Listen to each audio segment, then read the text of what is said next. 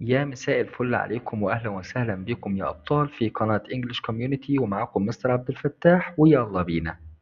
عمرك فكرت ازاي تعبر عن حاجة هتكون بتحصل في وقت معين في المستقبل؟ مش هتبدأ ساعتها ومش هتخلص وقتها على طول، ولكن هتكون شغالة في اللحظة دي. النهاردة بقى نتكلم عن زمن مهم جدا في اللغة الإنجليزية اسمه الفيوتشر كونتينيوس، اللي من خلاله هنقدر نعبر عن أفعال مستمرة في وقت محدد في المستقبل وأحداث هتكون شغالة في لحظة معينة، وإزاي بنستخدم الزمن ده بشكل صحيح في الجملة. الدرس إن شاء الله ده هيخلي كلامنا يكون واضح ويكون دقيق ويكون أكثر احترافية. فيلا بينا نبدأ كده. وأول حاجة في المستقبل المستمر بيتكون من will be زائد verbing. الفيرب هنضيف له اي ان جي لانه مستمر، وكلمة will مع المستقبل يبقى will be زائد verbing عشان يؤكد لنا ان الزمن ده للتعبير عن حدث سوف يكون مستمرا في نقطة معينة في المستقبل. زي مثلا attend tomorrow على الساعة 10 بكرة إن شاء الله. he will be in his office هيكون في المكتب بتاعه.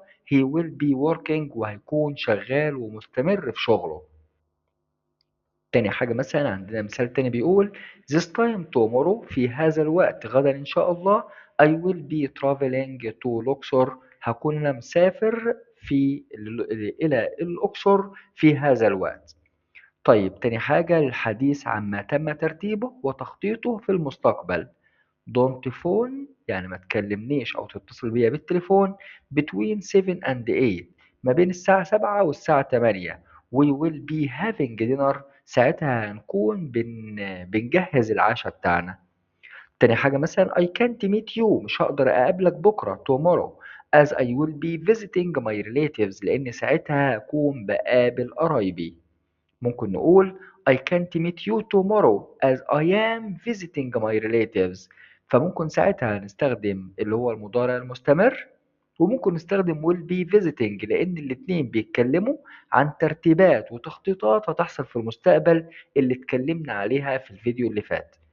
الزمن ده سهل جدا بيتكون من will be زائد verbing، وبنسأل ب will be زائد verbing، بنجاوب ب yes أو no، والنفي عندنا ب won't be زائد verbing.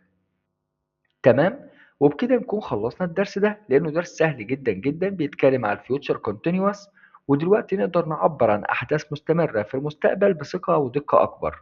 محتاجين برضو كالعادة نكون جمل من حياتنا اليومية ونستخدم الزمن ده، ونفتكر إن الممارسة هي سر الإتقان.